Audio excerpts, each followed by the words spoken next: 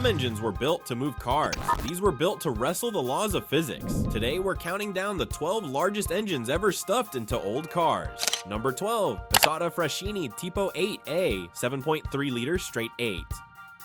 In the 1920s, while most automakers were just figuring out how to make cars run smoothly, Isotta Fraschini decided to chase something far bolder: perfection.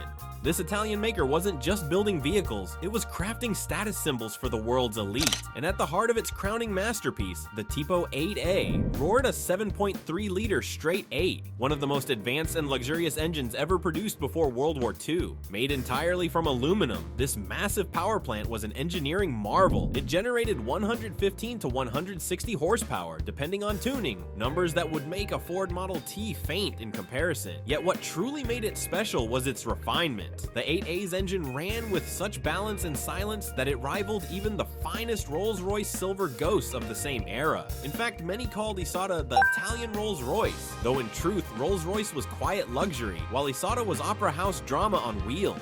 Every Isotta Fraschini Tipo 8A was sold as a bare chassis, leaving customers to hire top-tier coach builders like Carrozzeria Castagna, Chiesa or La Barone in America to create completely bespoke bodies. No two cars looked alike. A few were designed as long, sweeping convertibles for socialites. Others were stately town cars made for aristocrats arriving at galas.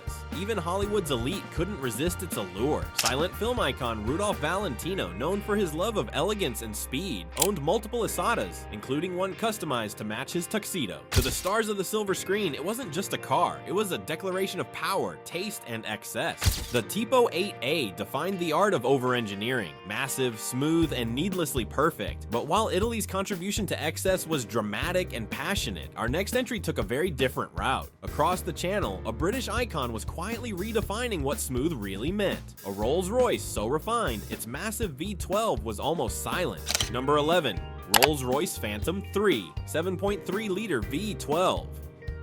In the 1930s, luxury didn't shout, it whispered. And no whisper was more commanding than the Rolls-Royce Phantom III. Beneath its polished grille and polished manners hid something unexpected: a 7.3-liter V12, the first of its kind ever fitted to a Rolls-Royce, and one of the largest pre-war engines ever built in Britain.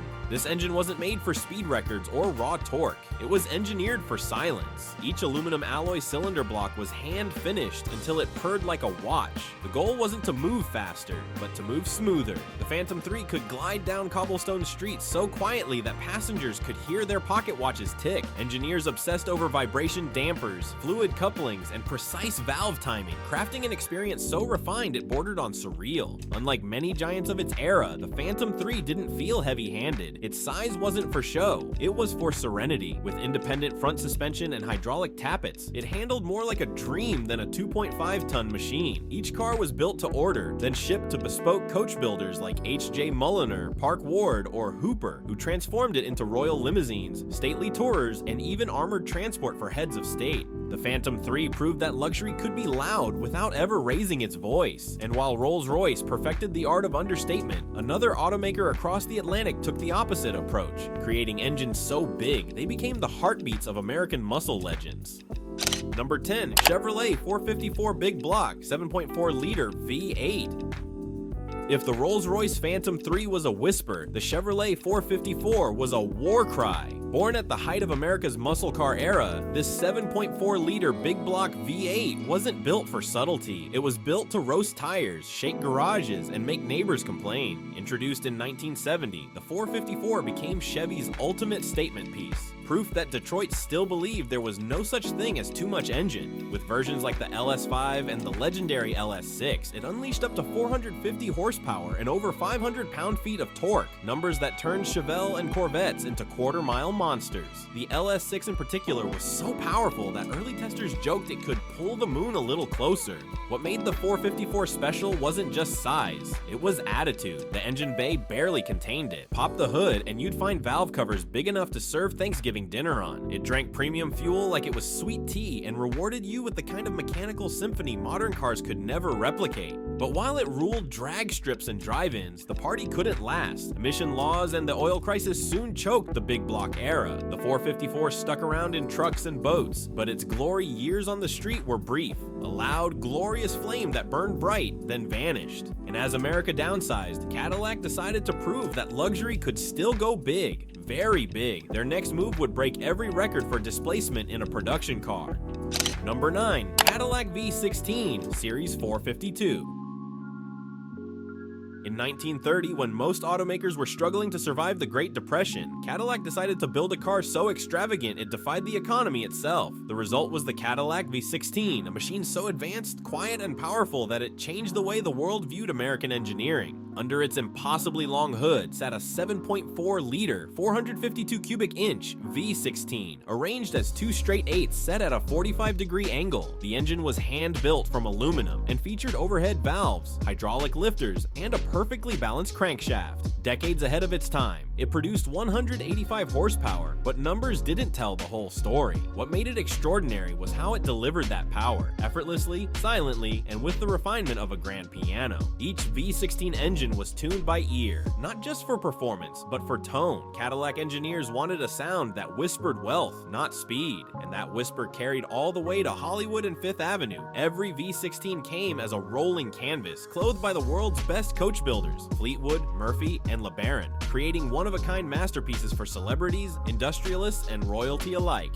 The V16 wasn't just Cadillac's halo car, it was a declaration of American craftsmanship, a challenge to Rolls-Royce and Hispano-Suiza that said, luxury doesn't have to come from Europe. It was bold, it was brilliant, and it was utterly unsustainable. When the Depression deepened, few could afford its opulence. Cadillac would never again attempt a 16-cylinder car, but its legend still echoes through every high-end American V8 that followed. Number 8. Mercedes-Benz 770, 7.7-liter straight 8. Not every great engine tells a feel-good story. Some become legendary not just for what they powered, but for who they powered. The Mercedes-Benz 770, built between the 1930s and early 1940s, was one of those machines. Beneath its stately lines rested a 7.7-liter straight 8, one of the largest engines ever placed in a German luxury car. The 770 wasn't built for racetracks or speed records. It was built for authority. Producing up to 150 horsepower, it could propel massive armored limousines weighing several tons with eerie grace. Its engine was hand-assembled from the finest alloys, designed to remain smooth and reliable even under extreme loads. Paired with a supercharged variant in later models, the 770 could surge forward with surprising force for such a heavy machine. But while the engineering was impeccable, its legacy is complicated. The 770 became synonymous with the Nazi regime, often seen in propaganda films and parades, transporting high-ranking officials, including Adolf Hitler himself. Its power and presence were used to project dominance and prestige during one of the darkest chapters in modern history. Today, the 770 stands as a paradox, a testament to German precision and craftsmanship, forever shadowed by the era that made it infamous. It reminds us that machines themselves are neutral. It's the hands behind the wheel that define their story. Yet even as Europe descended into war, across the channel, one British automaker was quietly fighting back in a different way. Not with politics or parades, but with sheer mechanical pride. Their answer to global giants would come in the form of an 8-liter engine built for elegance, endurance, and redemption. Number 7. Bentley 8-liter, 7.9-liter straight 6. By 1930, the Bentley name was already written in the history books. It had conquered Le Mans, humbled giants, and built a reputation for sheer British determination. But founder W.O. Bentley wasn't satisfied. He wanted to create a car so refined and powerful it could rival Rolls-Royce at their own game. A machine that combined brute force with silk-smooth elegance. His answer, the Bentley 8-liter. At its heart lay a 7.9-liter straight 6, the largest engine ever fitted to a Bentley road car at the time. With twin carburetors and overhead valves, it produced up to 220 horsepower, an astonishing figure in 1930. Bentley claimed it could accelerate from walking pace to over 100 miles per hour in one gear, and by all accounts he wasn't exaggerating. Drivers described the experience as effortless, a tidal wave of torque that never seemed to run out. But the 8-liter was more than performance. It was WO's statement of pride, built without compromise. Each chassis was handcrafted, then sent to bespoke coach builders like Vanden Plas or H.J. Mulliner, where clients shaped their dream body.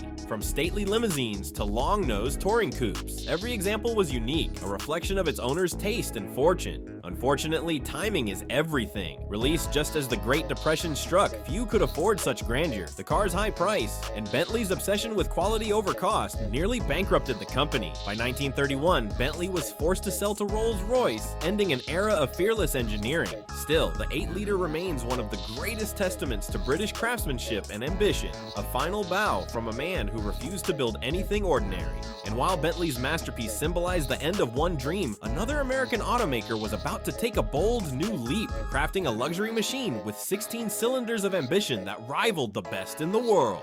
Number 6. Marmon 16 8.0-liter V16. In the early 1930s, Cadillac wasn't the only brand chasing perfection. Deep in Indianapolis, a small luxury automaker named Marmon was quietly building something extraordinary. A car designed not to impress the masses, but to redefine what American engineering could be. Their creation was the Marmon 16, a technological triumph powered by a 492 cubic inch 8.0-liter V16 engine. Where Cadillac's V16 was all about excess and prestige, Marmon's approach was pure innovation. The 16's massive engine was built almost entirely from aluminum alloy, including the block, a radical idea in an era when most engines were cast iron. The result was a power plant that produced 200 horsepower, yet weighed less than many V8s of the day. Its overhead valves and precision-balanced crankshaft gave it a level of refinement that stunned anyone lucky enough to drive one. But Marmon didn't just want to compete with Cadillac, it wanted to outthink it. The 16's chassis was light, the handling poised, and the proportions nearly perfect. It was as if an engineer, not a businessman, had designed every inch, which was exactly the case. Howard Marmon, the visionary behind it, cared more about harmony than hype. He built a car that performed like a dream, but arrived in the worst possible decade to sell one. Released in 1931, right as the Great Depression deepened, the Marmon 16 never had a chance. Only about 400 were ever built, each one a masterpiece of precision and restraint. Today, collectors view it as one of the most underrated luxury cars in American history. Proof that brilliance doesn't always win the spotlight. Number 5. Cadillac 500 8.2-liter V8. By the early 1970s, American luxury had one message: bigger is better. And no engine embodied that philosophy more than the Cadillac 500, an 8.2-liter V8, the largest production gasoline engine ever fitted to an American passenger car. Introduced in 1970, this mammoth power plant was a bored and stroked evolution of Cadillac's 472, built to move land yacht flagships like the Eldorado and Fleetwood Brougham. Despite its size, it wasn't built for burnout contests. It was built for effortless authority. With 400 horsepower and over 550 pound-feet of torque, the 500 could launch a 2.5-ton luxury coupe with a smoothness that felt surreal. Cadillac didn't chase speed, it chased silence. You barely heard it, you barely felt it, yet behind the wheel you could sense the strength humming beneath every inch of chrome. What made the 500 special wasn't just displacement, it was refinement. Each one was hand-balanced to Cadillac's exacting standards. It featured massive journals, high-flow cylinder heads, and low-stress gearing that allowed it to loaf along at barely 2,000 RPM on the highway. It was the kind of engineering built for cross-country serenity, not quarter-mile glory. But the timing couldn't have been worse. Within a few short years, emission laws, rising gas prices, and shifting tastes turned this mechanical monument into a relic. Power ratings plummeted, and by 1976, the mighty 500 bowed out quietly, marking the end of an era when luxury cars measured status in cubic inches. Still, for one brief glorious moment, Cadillac didn't just build cars, it built mobile monuments. And while Detroit was mastering smoothness, an older American luxury name was preparing something of its own, a massive straight six that proved size and sophistication weren't just for V8s and V16s. Number 4. Pierce Arrow 8.6-liter straight six. Long before chrome fins and tailpipes defined American luxury, one company stood for quiet excellence and craftsmanship: Pierce Arrow. In an age when automobiles still fought for reliability, Pierce Arrow was building rolling masterpieces for presidents, princes, and pioneers. At the heart of its most celebrated models lay a colossal 8.6-liter straight six, one of the largest six-cylinder engines ever fitted to a production car. Introduced in the 1910s, this hand-built engine displaced 8,603 cubic centimeters, and though it produced only 48 horsepower, those numbers don't tell the full story. In an era when 20 horsepower was considered strong, Pierce Arrow's massive T-Head 6 delivered unmatched smoothness and endurance. Its size allowed effortless torque at low speeds, perfect for climbing unpaved hills or gliding through early city streets without a hint of vibration. Everything about it spoke of precision. Each cylinder was cast separately, polished, and assembled by craftsmen who treated the process like watchmaking. The engine paired with a 4-speed selective sliding gearbox, giving drivers rare control and refinement. Behind the wheel, the Pierce didn't roar or rattle. It hummed, steady and composed, a mechanical promise that luxury could also mean reliability. This wasn't a car for spectacle, it was a car for stature. US presidents from Taft to Wilson rode in Pierces, and the brand became synonymous with American dignity long before Cadillac or Lincoln claimed their thrones. The 8.6-liter straight six wasn't just an engine, it was an announcement that the new world could build machines every bit as refined as Europe's finest. But while Pierce Arrow ruled with craftsmanship and grace, another automaker in France was dreaming on a much grander scale. One that would borrow an aircraft engine, triple the size, and redefine what excess really meant. Number 3. Bugatti Type 41 Royale 12.7-liter inline 8. In the late 1920s, Ettore Bugatti looked at Rolls-Royce and decided luxury could go even higher, not just in comfort but in sheer scale. His vision was the Type 41 Royale, a car so vast, so over-engineered that it made everything else on the road look like a toy. And at its heart was an engine originally meant for the sky. The Royale's straight 8 measured a staggering 12.7 liters, adapted from an aircraft engine Bugatti designed for the French Air Ministry. Each cylinder was large enough to hold a coffee mug with a bore of 125 millimeters and stroke of 130 millimeters. The result? Around 275 to 300 horsepower delivered in velvet smooth waves. It didn't roar, it resonated like distant thunder trapped in crystal. Everything about the Royale was excessive. The crankshaft alone weighed as much as an entire small engine. Its cooling system required 43 liters of coolant, and the oil capacity was nearly 6 gallons. It was so massive, it took 2 people just to lift the hood. A ceremonial act, not a routine one. The car stretched over 21 feet long, making even modern SUVs look modest. But power was only part of the story. The Royale was built for monarchs and magnates, the kind of people who bought castles, not houses. Yet when it launched, the Great Depression hit. Only 6 examples were ever built, and none sold to actual royalty. Even so, the few that survive today are among the most valuable cars in existence, each one a symbol of ambition, unconstrained by reason. Bugatti called it his car for kings, but history remembers it as something rarer, a monument to human ego sculpted in metal. And while Bugatti built a car too big for its time, another American luxury icon was quietly chasing smoothness, not size. Crafting a V12 so massive and refined, it became the blueprint for every smooth cruiser that followed. Number 2. Packard Twin Six 14.8 liters V12.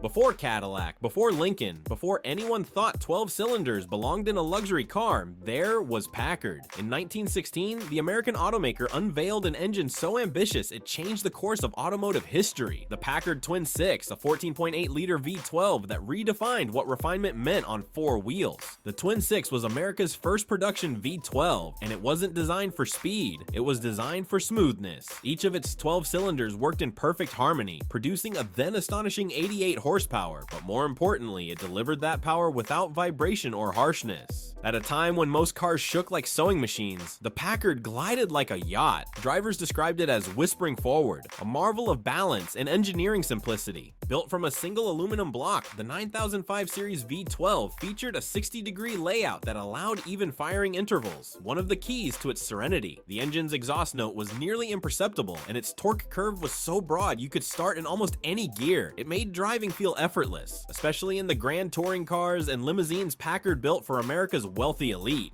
But the Twin Six wasn't just a technical triumph, it was a cultural one. It elevated Packard into the ranks of the world's greatest automakers, placing it beside Rolls-Royce and Mercedes-Benz as a symbol of excellence. Even the US military took notice, adapting the V12 layout for early aircraft and marine engines. The Twin Six proved that luxury didn't need arrogance, only engineering. It set the stage for every American V12 that followed and inspired generations of smooth, silent cruisers. Yet even Packard's mighty 12 was dwarfed by what came next, a machine so outrageous its 28-liter heart was meant not for cruising boulevards, but for conquering the land speed record itself. Number 1. Fiat S76 Beast of Turin, 28.5-liter inline 4. Some engines are built to move cars. This one was built to terrify them. In 1911, long before aerodynamics or safety mattered, Fiat engineers created something so wild it was banned from racing after just a few appearances. They called it the S76, but history remembers it by a more fitting name, the Beast of Turin. Its heart was a 28.5-liter inline 4, easily the largest automotive engine ever installed in a car. Each cylinder displaced more than an entire modern compact engine. The pistons were the size of coffee mugs. The bores measured nearly 190 millimeters, and the strokes stretched to 250 millimeters, dimensions more common in locomotives than cars. All told, it produced around 290 horsepower at just 1,400 RPM. That may not sound wild today, but in an era when 20 horsepower was typical, it was like strapping a thunderstorm to 4 wheels. Starting it was an event, a 2-man operation involving hand cranks, raw fuel, and courage. Once alive, the beast didn't idle so much as quake. Flames shot from the exhaust. The chassis shook like it was resisting the engine's will, and every driver who dared to tame it walked away humbled. In 1911, Fiat built only 2, each one chasing the land speed record against monsters from Mercedes and Blitz & Benz.